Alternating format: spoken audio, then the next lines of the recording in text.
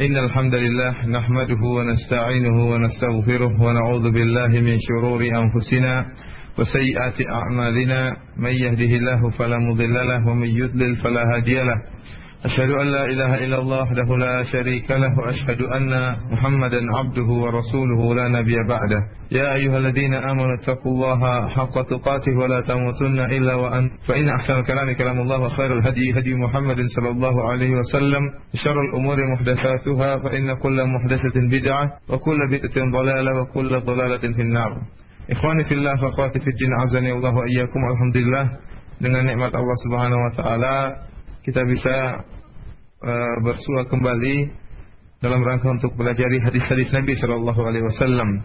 Dan alhamdulillah kita sudah sampai pada babul istithabah, yaitu bab yang berkaitan tentang adab buang hajat, tentang istinja, dan kita telah memasuki hadis yang keempat dari bab ini. Dan pada kesempatan kali ini kita akan bahas hadis yang keempat dan hadis yang kelima dari atau tentang adab-adab tatkala seorang buang hajat. Adapun hadis yang keempat, an Anas bin Malik radhiyallahu taala anhu annahu qala, hadis yang keempat dari sahabat Anas bin Malik radhiyallahu taala anhu bahwasanya dia berkata, kana Rasulullah sallallahu alaihi wasallam yadkhulul khalaa'a fa ahmilu ana wa gulamun nahwi idawatan min ma wa anazatan fayastanjibil ma. Kata Anas mengkisahkan bahwasanya Rasulullah sallallahu alaihi wasallam suatu saat pernah masuk dalam al-khala', yaitu tempat untuk buang hajat. Fa ahmilu ana wa gulamun nahwi, maka saya dan seorang pemuda yang seumuran dengan saya mengangkat atau kami mengangkat idawatan min ma. Idawah yaitu semacam tempayan ya untuk diisi air. Wa anazatan fa yastanjibil ma, dan kami juga membawa anazah yaitu hirbah, semacam tongkat, semacam tombak yang lebih pendek daripada tombak kepada Rasulullah sallallahu alaihi wasallam, fa yastanjibil ma. Maka Rasulullah sallallahu alaihi wasallam pun beristinja dengan menggunakan air. Ikhwani fillah azanillahu wa iyyakum. Hadis ini menceritakan tentang bagaimana khidmahnya Anas radhiyallahu taala anhu, di mana Anas membantu mengkhidmah Rasulullah sallallahu alaihi wasallam, sehingga para ulama mengatakan bahwasanya boleh seorang mengkhidmah orang yang alim, mengkhidmah para ulama, ya, karena ilmu yang mereka bawa, perjuangan mereka dalam membela syariat Islam, maka tidak mengapa seorang kemudian mengkhidmah atau membantu para ulama. Misalnya dalam hal seperti ini, tatkala seorang alim ingin buang hajat, maka dia bawakan airnya, dia ambilkan airnya, kemudian dia bawakan barang-barang yang dibutuhkan oleh orang alim tersebut. Dalam hadis ini disebutkan lafalnya, karena Rasulullah sallallahu alaihi wasallam yadkhulul khalaa'a. Rasulullah sallallahu alaihi wasallam masuk dalam al-khala', ya. Orang yang baca hadis ini seakan-akan memahami bahwasanya Rasulullah sallallahu alaihi wasallam masuk dalam WC, karena kalimat masuk itu maknanya kemana? Yaitu masuk dalam tempat buang air, yaitu masuk dalam WC. Akan tetapi para ulama menjelaskan maksud dari kalimat yadkhulul khala', masuk dalam tempat buang air, maksudnya Rasulullah SAW buang air di luar WC, yaitu tidak di dalam bangunan, tetapi daerah dataran rendah yang jauh, yang jauh dari pandangan manusia. Namun sudah jadi istilah orang yang masuk dalam daerah ini disebut juga masuk dalam daerah, yaitu masuk dalam daerah tempat pembuangan air yang jauh dari pandangan manusia. Buktinya apa? Buktinya Anas bin Malik membawakan air buat Rasulullah SAW untuk istinja. Dan Anas bin Malik juga berserta sahabatnya membawakan hirbah, ya. Dan tentunya kalau seandainya Rasulullah SAW buang airnya di rumahnya, ya, maka tentunya yang akan bantunya bukan Anas bin Malik, tapi istri-istri beliau yang akan bantu, entah Aisyah, Zainab atau yang lainnya, atau Hafsah yang sedang berada di rumah istrinya. Tetapi tatkala yang bantu adalah Anas bin Malik yang menyediakan air, menunjukkan bahwasanya Rasulullah SAW saat itu sedang buang air di luar rumah. Bahkan sebagian ulama mengatakan kisah ini terjadi tatkala Rasulullah SAW sedang safar. Rasulullah SAW keluar bersafar dan buang air di luar, yaitu di tempat yang jauh dari pandangan manusia. Fa'ahmilu ana wa gulamun nahwi idawatan. Maka kata anak saya pun membawakan berserta seorang pemuda yang seumuran dengan saya. Saya pun membawakan idawah. Idawah seperti saya katakan tadi adalah tempat semacam sebuah tempayan yang terbuat dari kulit, yang bisa diletakkan air dalam tempayan tersebut. Ya, jadi Anas bin Malik menyediakan tempayan yang berisi air untuk Rasulullah SAW. Wa anazatan, dan kami juga, kata Anas bin Malik, kami juga bawa anazah. Anazah yaitu adalah semacam tombak yang agak pendek namun bermata dua, yang disebutkan dalam Tabaqat Ibn Sa'ad atau Tabaqat Ibn Sa'ad bahwasanya Raja Najasyi pernah dari negeri Habasyah pernah memberikan hadiah kepada Rasulullah SAW anazat, ya, pernah memberikan kepada Rasulullah SAW 3 buah anazah, 3 buah tombak kecil, dan salah satunya digunakan oleh Rasulullah SAW. Ketika beliau berpergian, beliau selalu membawa anazah ini, yaitu semacam tombak kecil. Yang menjadi pertanyaan, buat apa anazah ini? Kenapa Anas bin Malik membawakan anazah? Anas bin Malik radhiyallahu anhu membawakan tombak kepada Rasulullah sallallahu alaihi wasallam tatkala Rasulullah sallallahu alaihi wasallam ingin buang air. Banyak pendapat di kalangan para ulama menafsirkan sebab hal ini. Ada yang mengatakan bahwasanya tombak itu untuk digunakan oleh Rasulullah sallallahu alaihi wasallam untuk istitar, yaitu untuk menggantungkan bajunya agar menutup atau menggantung sebuah kain agar menutup beliau tatkala beliau buang air, ya. Ada yang mengatakan bahwa tombak tersebut digunakan untuk melembutkan tanah. Jadi siapa tahu Rasulullah SAW tatkala ingin buang air kecil, dia mendapati tanah yang untuk dia buang air kecil, tanahnya keras, maka perlu dilembekkan, ya, diemburkan, digemburkan supaya tatkala beliau buang air kencing itu tidak kembali tidak muncrat kembali ke arah beliau. Jadi tanahnya perlu digemburkan dengan menggunakan tombak tersebut. Ada yang mengatakan tombak tersebut dia bawa, ya, siapa tahu karena daerah waktu tatkala safar jauh, ya, bisa siapa tahu ada hewan-hewan yang berbahaya, maka beliau perlu bawa untuk berjaga-jaga. Dan ada yang mengatakan bahwasanya tombak tersebut digunakan Rasulullah SAW untuk sholat. Artinya Rasulullah SAW seperti kebiasaan beliau, kalau setelah buang air maka beliau pun berwudu, kemudian beliau sholat, dan beliau butuh untuk sutroh tatkala beliau sholat. Jadi tombak tadi digunakan sebagai sutroh tatkala beliau sholat setelah buang air. Yang jadi pembahasan kita dalam hadis ini yaitu perkataan Anas bin Malik, fayastanji bilma, maka Rasulullah SAW pun beristinja dengan menggunakan air. Ikhwani fillah azanillahu wa iyyakum wa akhwati fid din azanillahu wa iyyakum. Ini dalil yang sangat tegas dan jelas bahwasanya Rasulullah SAW beristinja pernah menggunakan air. Dan para ulama mengatakan bahwasanya tidak benar pendapat yang mengatakan tidak boleh beristinja dengan air. Karena memang diriwayatkan dari sebagian salaf, ya, diriwayatkan dari sebagian salaf pengingkaran terhadap orang yang beristinja, orang yang cebok dengan menggunakan air. Bahkan ada yang mengatakan ini adalah pekerjaan wanita. Ada lagi yang mengatakan bahwasanya beristinja dengan air itu hanya mengotori tangan, ya. Karena kalau orang yang beristinja dengan air, maka tangannya pasti menyentuh kotorannya, langsung menyentuh tainya, ya. Maka tangannya akan terkotori jika dia beristinja dengan air. Berbeda dengan jika dia beristijmar. Beristijmar yaitu cebok atau membersihkan kotoran dari duburnya dengan menggunakan batu. Maka tangannya tidak akan langsung mengenai duburnya. Tidak langsung mengenai kotorannya. Namun ikhwani fillah azanillahu wa iyyakum, pendapat ini semua yang dinukilkan dari sebagian salaf terbantahkan dengan hadis ini. Bahwasanya Rasulullah SAW pernah istinja dengan air. Bahkan Ibnul Qayyim rahimahullah menyebutkan bahwasanya istinja dengan air lebih baik daripada istijmar dengan batu. Dan ini juga perkataan pendapat para ulama bahwasanya istinja dengan air lebih sempurna daripada istijmar dengan batu. Kenapa? Karena istijmar dari salah satu sisi meskipun tangan kita bersih, tidak terkena dengan dubur, tidak terkena dengan kotoran karena kita memegang batu, akan tetapi bau atau asar atau sisa dari kotoran tersebut masih akan ada. Berbeda dengan air, air lebih bersih. Kalau kita menggunakan air maka meskipun tangan kita terkena kotoran, akan tapi setelah itu kita bersihkan dengan air dan sisa dari kotoran tersebut lebih hilang. Oleh karena itu dalam hadis riwayat Abu Dawud, tatkala ahlu Quba, ya, turun kepada mereka, rijalun yuhibbuna ayyatatahharu wallahu yuhibbul mutahhirin. Tatkala itu Allah memuji orang-orang ahli Quba yang mereka suka bersuci dan Allah cinta kepada orang yang suka bersuci. Rasulullah SAW bertanya kepada ahli Quba, kepada penduduk Quba, kenapa mereka dipuji oleh Allah Subhanahu wa taala? Maka mereka mengatakan bahwasanya kami beristinja dengan menggunakan air. Hadis ini diriwayatkan oleh Imam Abu Daud dalam sunannya. Jadi Allah Subhanahu wa taala memuji penduduk Quba yang mereka beristinja dengan menggunakan dengan menggunakan air.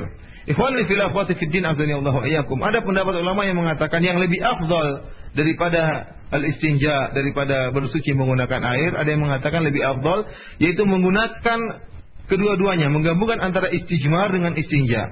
Jadi sebelum seorang istijmar itu menggunakan batu, adapun istinja menggunakan air. Jadi sebelum orang beristinja, sebelum orang cebok dengan air, maka dia gunakan batu dulu, dia beristijmar.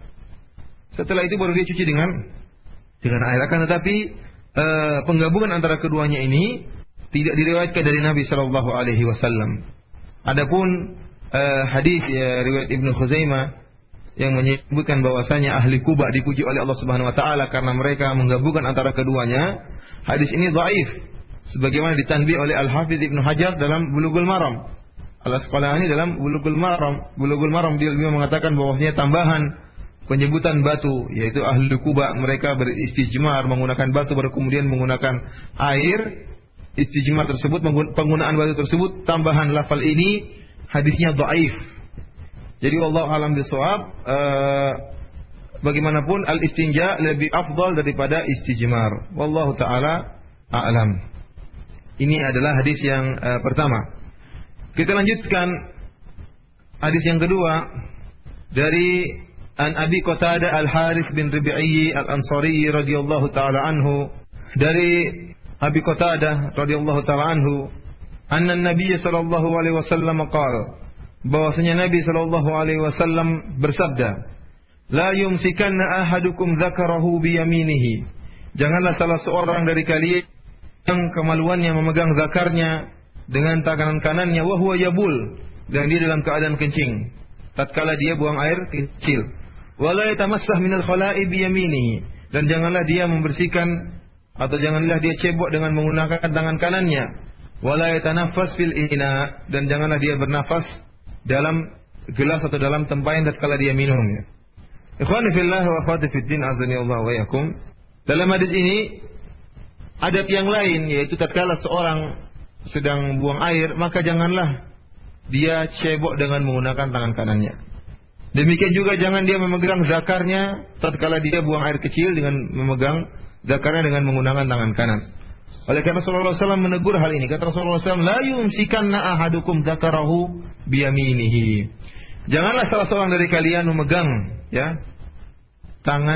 memegang zakarnya dengan tangan kanannya, wa huwa yabul, dan dia dalam keadaan dan dia sedang kencing.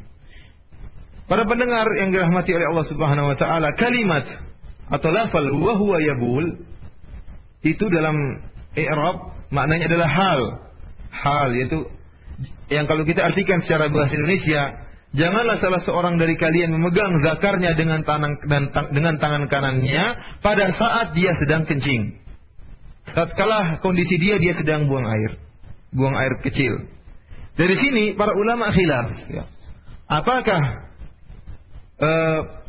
kalimat wa huwa yabul tatkala sedang kencing itu mentakyid hadis yang lain yang dalam salah satu riwayat dalam Sahih Muslim di mana Rasulullah sallallahu alaihi wasallam melarang seorang memegang zakarnya dengan tangan kanan secara mutlak. Dalam satu riwayat dalam Sahih Muslim Rasulullah SAW melarang seorang memegang zakarnya dengan tangan kanannya secara mutlak, keadaan kencing ataupun tidak tersebutkan tatkala kencing. Jadi Rasulullah mengatakan jangan salah seorang dari kalian memegang zakarnya dengan tangan kanannya. Dalam hadis ini ada tambahan lafal, yaitu janganlah salah seorang kalian memegang zakarnya dengan tangan kanannya tatkala dia kencing. Dari sinilah para ulama khilaf, apakah hadis ini mentakyid hadis yang mutlak yang lain? Yang awal dari mutlak dilarang tanpa penyebutan, dilarang seorang laki-laki memegang zakarnya dengan tangan kanannya, tidak disebutkan tatkala kencing atau tidak. Apakah hadis yang mutlak ini dibawakan kepada yang muqayyad ini? Artinya yang dilarang oleh Rasulullah hanyalah tatkala kencing. Adapun kalau tidak kencing boleh seorang laki-laki memegang zakarnya dengan tangan kanannya. Ini khilaf di antara para ulama. Ya. Ada yang mengatakan iya, Yang dilarang hanya tatkala sedang buang air kecil. Adapun kalau tidak sedang buang air kecil, tidak mengapa seorang laki-laki memegang zakarnya dengan tangan kanannya. Ya. Yang lain mengatakan tidak, semuanya dilarang. Baik sedang buang air kecil, sedang kencing ataupun tidak, seorang laki-laki tidak boleh memegang zakarnya dengan tangan kanannya. Dan ini khilaf ini kembali kepada masalah dalam qawaidul usuliyah, ya, masalah taqyidul mutlaq. Dan ini memang bahasanya agak sulit, akan tapi ditanbih oleh Ibnu Daqiqil Aid dalam Ahkamul Ahkam. Beliau menyebutkan bahwasanya taqyidul mutlaq, mentakyid yang mutlak itu hanya berlaku pada al-awamir, hanya berlaku kepada perintah-perintah. Adapun dalam nawahi, dalam larangan-larangan, maka tidak ada taqyidul mutlak. Seperti contohnya, beliau mengatakan seperti contohnya kalau kita jelaskan makna perkataan beliau ini. Contohnya, saya mengatakan kepada orang, akrim rajulan, ya. Hendaknya engkau memuliakan seorang laki-laki. Hendaknya engkau memuliakan seorang laki-laki, mutlak. Yang penting tugasmu menjalankan perintah saya itu memuliakan seorang laki-laki. Laki-laki mana saja, yang penting dia laki-laki, muliakan. Kemudian dalam lafal yang lain saya berkata lagi, akrim rajulan tawilan. Hendaknya engkau memuliakan seorang laki-laki yang tinggi. Kalau kondisinya seperti ini, perintah seperti ini, maka mutlak harus dibawa kepada muqayyad. Jadi makna perkataan saya yang pertama, engkau harus memuliakan seorang laki-laki, maksudnya adalah seorang laki-laki yang tinggi, karena yang mutlak tadi dibawakan kepada muqayyad. Kenapa demikian, ikhwani fillah azanillahu wa iyyakum? Dalam masalah awamir, perintah yang mutlak harus dibawakan kepada muqayyad. Kenapa? Karena kalau kita tidak melaksanakan muqayyad, kita tidak membawakan mutlak kepada muqayyad, ya, berarti seorang kalimat muqayyad tadi tidak ada manfaatnya, tidak ada faedahnya diucapkan kalimat muqayyad. Tidak ada faedahnya saya mengatakan akrim rajulan tawilan, muliakanlah seorang laki-laki yang tinggi. Kenapa? Kalau kita langsung memuliakan setiap orang yang mendengarkan perintah saya memuliakan setiap orang laki-laki, pendek, tinggi, setiap yang pendek juga dia muliakan, maka perkataan yang memerintah yaitu akrim rajulan tawilan, muliakanlah seorang laki-laki yang tinggi, ini tidak ada faedahnya. Berbeda kalau seorang melaksanakan muqayyad. Kalau dia mengatakan akrim rajulan tawilan, dia memuliakan laki-laki yang tinggi, maka otomatis dia sudah melaksanakan yang mutlak. Sudah otomatis dia melaksanakan perintah saya akrim rajulan, muliakan seorang laki-laki. Karena laki-laki yang tinggi juga termasuk laki-laki, ya, termasuk laki-laki. Adapun dalam nawahi, maka tidak bisa dibawakan mutlak kepada muqayyad, ya. Katakan la tukrim rajulan, janganlah engkau memuliakan seorang laki-laki, jangan engkau memuliakan laki-laki. Kemudian saya berkata lagi, ini mutlak, saya berkata lagi dalam kalimat yang muqayyad, la tukrim rajulan tawilan, jangan engkau memuliakan laki-laki yang tinggi. Padahal kalimat saya yang pertama, jangan engkau memuliakan laki-laki, setiap namanya laki-laki tidak boleh dimuliakan. Tatkala perkataan saya kedua, jangan kau muliakan laki-laki yang tinggi, kemudian kita bawakan yang mutlak kepada muqayyad, berarti yang tidak kita muliakan cuma laki-laki yang tinggi, adapun laki-laki yang pendek itu kita muliakan. Dan kalau perkaranya seperti ini, maka kalimat yang mutlak tadi tidak ada faedahnya, seakan-akan tidak bermanfaat. Padahal saya mengatakan jangan muliakan laki-laki, ya, umum laki-laki saja tidak boleh dimuliakan. Dalam hal ini tidak bisa dibawa mutlak kepada muqayyad, ya. Tatkala kita mengatakan jangan kau muliakan laki-laki yang tinggi, ya, demikian juga laki-laki yang lainnya, yang pendek juga tidak dimuliakan karena kita berpegang kepada yang mutlak. Ini permasalahan yang memang agak rumit, tapi demikianlah yang dibahas oleh Ibnu Daqiqil Aid, dan demikian juga dijelaskan oleh Imam San'ani dalam Al-Uddah tentang masalah ini. Antum bisa rujuk kepada kedua kitab tersebut tentang masalah ini. Intinya saya ingin kembali kepada permasalahan kita. Dalam lafal yang lain Rasulullah SAW mengatakan jangan salah seorang dari kalian memegang zakarnya dengan tangan kanannya. Ini lafal yang mutlak. Adapun dalam hadis ini kata Rasulullah, janganlah salah seorang dari kalian memegang zakarnya dengan tangan kanannya tatkala dia sedang kencing. Allah alam bisawab, ya, yang dirajihkan bahwasanya ini adalah perkara yang nahi, maka tidak dibawa mutlak kepada yang muqayyad. Jadi seorang dilarang memegang zakarnya dengan tangan kanannya kapan saja, tatkala sedang kencing ataupun tidak. Kemudian jadi pertanyaan, kalau kita rujihkan pendapat ini, pertanyaan kenapa Rasulullah SAW menambah lafal wa huwa yabul tatkala sedang kencing? Apa faedahnya? Dikhususkan penyebutan janganlah seorang megang zakarnya dengan tangan kanannya tatkala sedang kencing. Apa faedahnya pengkhususan penyebutan tatkala sedang kencing? Para ulama menyebutkan bahwasanya sebagai tanbih ya. Kalau seorang saja, jawabannya ada dua. Yang pertama, kalau seorang saja tatkala buang air kecil, dia itu memang butuh untuk memegang zakarnya ya. Itu saja tidak boleh dengan menggunakan tangan kanan, apalagi tatkala sedang tidak butuh untuk memegang zakarnya. Jadi kalau tatkala buang air kecil saja dilarang, maka yang lain juga dilarang. Kenapa? Orang sedang buang air kecil, dia butuh untuk memegang zakarnya. Dan kemungkinan dia pegang zakarnya dengan tangan kanannya. Kalau tatkala butuh saja ditegur oleh Rasulullah, bagaimana tatkala sedang tidak butuh untuk memegang zakarnya? Seperti dalam kondisi yang lain tatkala sedang tidak buang air kecil. Ini jawaban yang pertama. Jawaban yang kedua, disebut oleh para ulama bahwasanya dalam hadis ini Rasulullah menggandengkan ya, karena Rasulullah la yumsikanna ahadukum dzakarahu bi yaminihi wa huwa yabul wa la yatamassah minal khala'i bi yaminihi. Janganlah salah seorang dari kalian megang zakarnya dengan tangan kanan ya tatkala sedang kencing, dan jangan salah seorang cebok dengan salah seorang dari kalian jangan dia cebok dengan menggunakan tangan kanannya.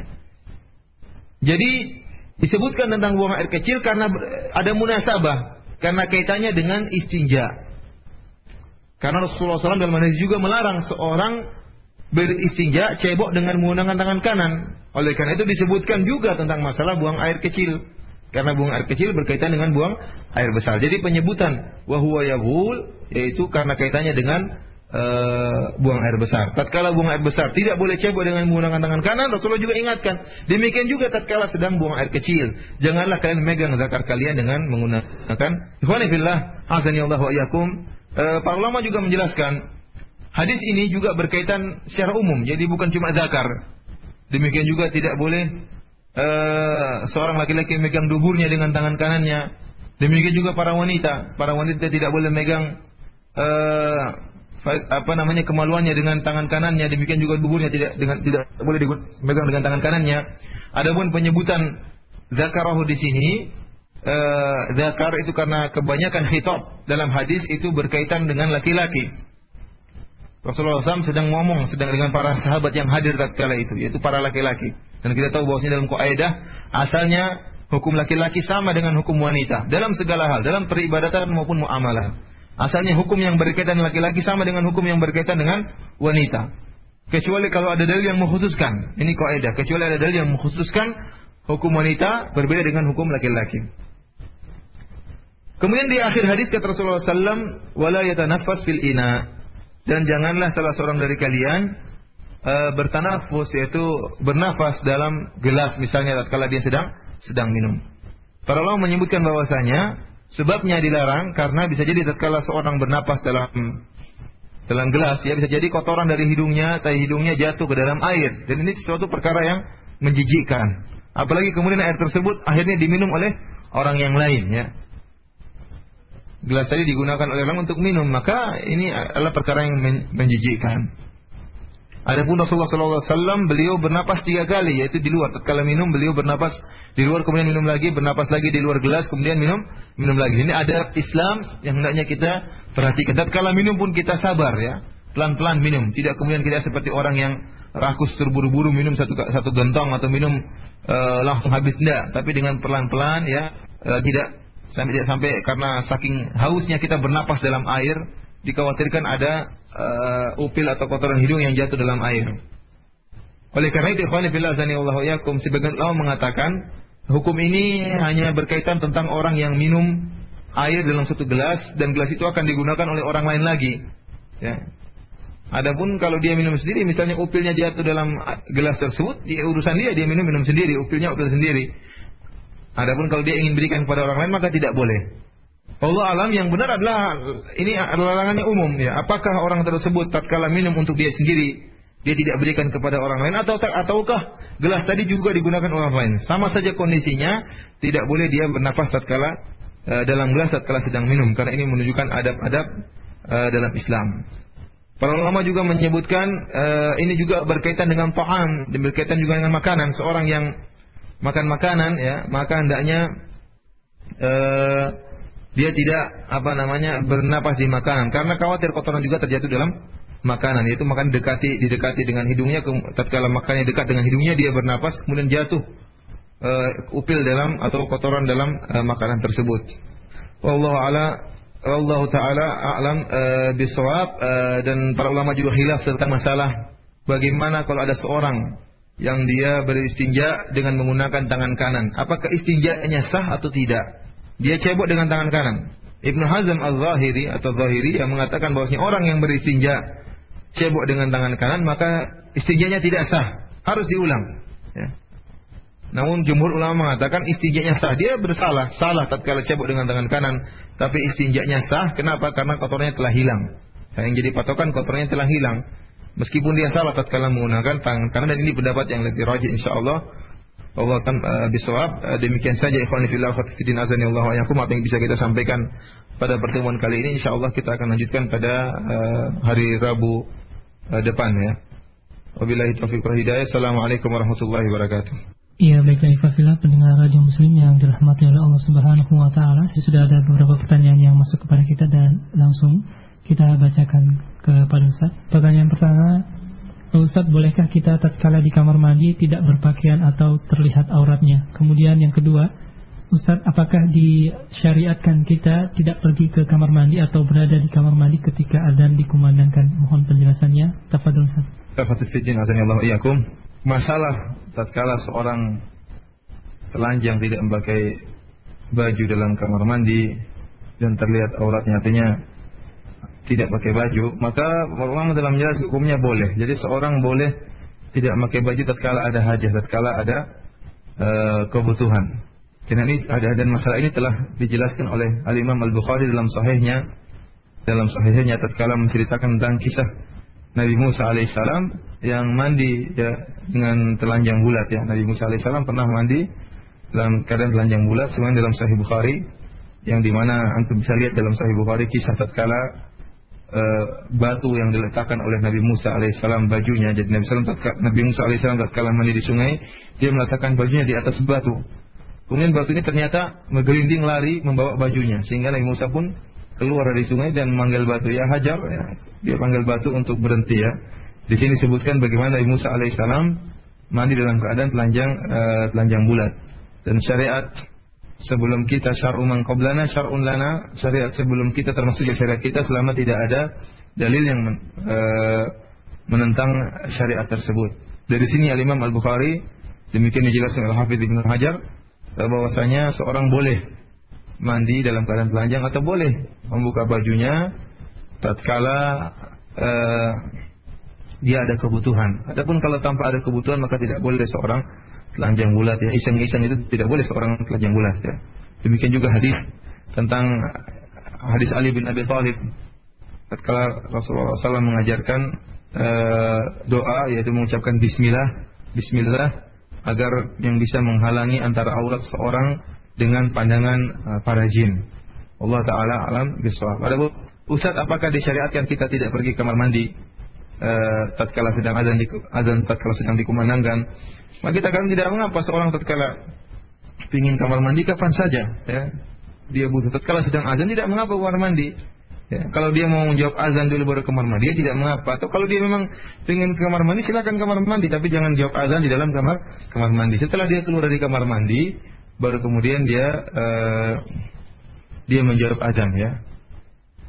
Baru dia kemudian menjawab azan. Apalagi memang ternyata dia butuh untuk kamar mandi, entah ingin buang air atau entah mandi di junub atau yang lainnya, maka tidak mengapa dia ke kamar mandi meskipun azan sudah dikumandangkan. Ya, baik Ustaz, kita bacakan pertanyaan yang sudah masuk kembali Ustaz. Pertanyaannya, ya Ustaz, mohon nasihatnya apabila dari kecil anak kita terbiasa menggunakan tangan kirinya untuk beraktivitas atau dengan istilah kidal. Apakah hal ini bisa dijadikan uzur untuk minum dengan tangan kiri? Tafadhol Ustaz. Jadi namanya anak kecil, rufi'an al-qalam ya, anak kecil itu tentunya tidak tercatat dosa. Jika dia berbuat dosa maka tidak dicatat sebagai dosa. Jika dia kemudian makan dengan tangan kiri, dia pun tidak berdosa. Namun kita sebagai orang tua hendaknya untuk membiasakan dia makan dengan tangan kanan. Kita jelaskan bahwasanya fa inna syaitana ya'kulu bishimalihi wa yashrabu bishimalihi wa yu'ti bishimalihi wa ya'khudh bishimalihi, sebagaimana dalam hadis riwayat Ahmad. bahwasanya setan itu makan dengan tangan kanannya, minum dengan setan itu makan dengan tangan kirinya, memberi dengan tangan kiri dan mengambil dengan tangan kiri. Itulah sifat setan. Kita jelaskan pada anak-anak, kita tidak ingin seperti setan, kita tidak ingin berakhlak dengan akhlak setan. Tapi namun namanya anak-anak, kalau memang dia tetap ngeyel kemudian minum dengan tangan kiri, maka tidak berdosa, ya.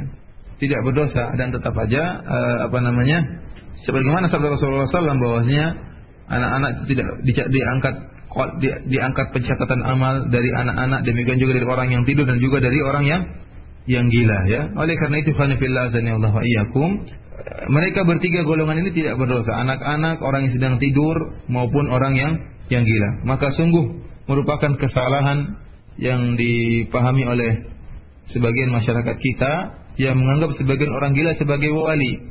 Bahkan sebagian orang mengatakan tatkala dia sudah gila, itu berarti sudah mencapai derajat yang tinggi, ya. Kenapa? Karena akalnya sudah mulai hilang, dia sudah mulai melayang-layang, sudah sampai pada tingkat derajat hakikat atau ma'rifat, sampai akhirnya dia pun gila.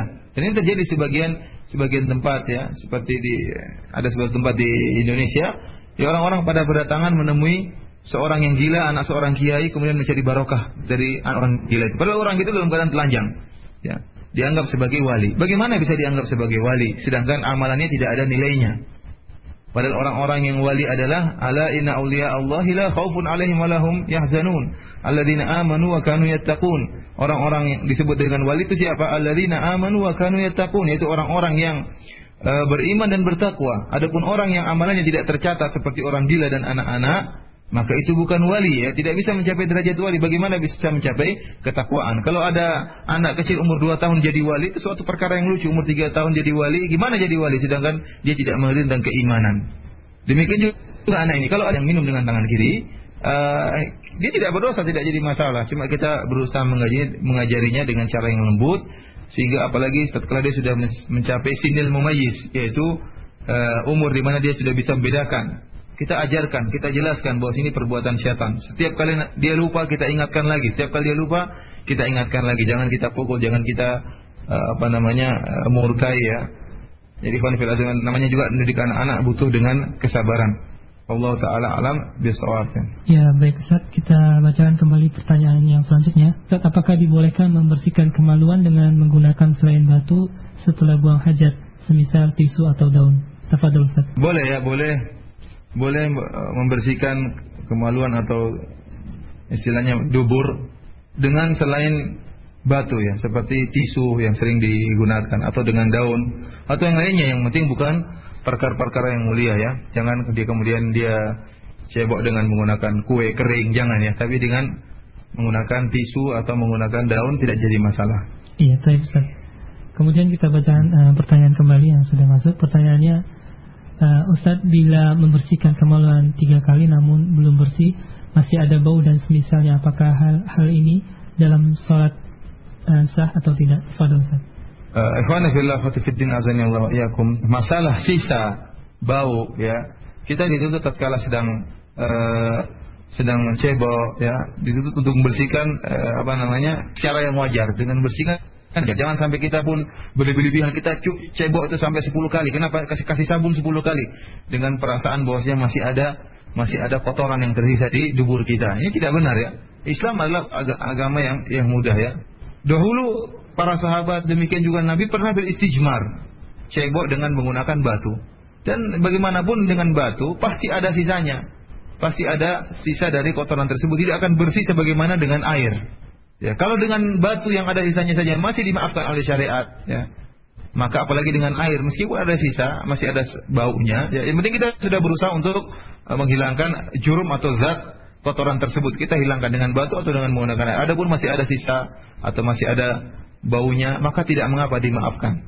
Sebagaimana dalam hadis Rasulullah SAW menyebutkan, jika salah seorang dari kalian ingin masuk masjid, maka lihatlah pada sendalnya atau pada khufnya, apakah ada kotoran atau tidak. Kalau ada kotoran, maka hendaknya dia bersihkan dengan pasir di luar masjid. Jadi dia gosok-gosokkan sandalnya tersebut di luar masjid. Kemudian dia masuk masjid dengan menggunakan sandal tersebut. Karena kita tahu di zaman Rasulullah SAW masjid terbuat dari tanah atau dari pasir, sehingga para sahabat sholat dengan menggunakan sandal-sandal mereka atau dengan menggunakan khuf-khuf mereka. Dan kita tahu bersama bahwasanya kalau khuf atau sepatu yang ada tainya kemudian kita bersihkan dengan tanah, bersih memang, zatnya hilang, tapi namanya baunya tentunya masih ada. Dan ini semua dimaafkan dalam syariat Islam. Wallahu taala alam bisawab. Ya, baik, Ustaz, kita bacakan kembali pertanyaan berikutnya. Ini pertanyaan terakhir, Ustaz, dari pendengar. Pertanyaannya, Ustaz, perkataannya bagaimanakah yang hal ini dibolehkan atau boleh diucapkan ketika berada di kamar mandi? Tafadhol, Ustaz. Asalnya seorang tatkala di kamar mandi, ya, tidak boleh berucap, tidak boleh di antara adab dalam Islam tatkala dalam kamar mandi tidak boleh seorang ngobrol-ngobrol, kemudian berbicara atau bersiul-siul, apalagi sampai nyanyi-nyanyi dalam kamar mandi. Itu semua perbuatan yang tidak benar. Asalnya seorang mandi kan di antara adab Islam dia diam-diam saja mandi, kecuali kalau memang ada yang bertanya dari luar atau dalam keadaan darurat, bertanya tentang sesuatu atau berbicara dengan dia tentang sesuatu, maka dia jawab sekedar ala qadril hajah, sesuai dengan kebutuhan. Jangan malah kemudian dia ngobrol, dia dalam keadaan mandi, dalam keadaan buar malah ngobrol sana sini, ya. Ini tidak wajar dan bukan merupakan adab Islam. Dan kemudian di dalam kamar mandi kita tidak berzikir kepada Allah, tidak menggunakan lafal-lafal yang menunjukkan kesucian Allah Subhanahu wa taala. Kita tunda nanti tatkala sudah keluar dari kamar mandi. Wallahu taala alam bisawab. Iya, baik, Ustaz. Kita cukupkan kajian pada siang hari ini, Ustaz. Kita tutup. Subhanakallahumma wa bihamdik, asyhadu an la ilaha illa anta, astaghfiruka wa atubu ilaik. Wassalamualaikum warahmatullahi wabarakatuh.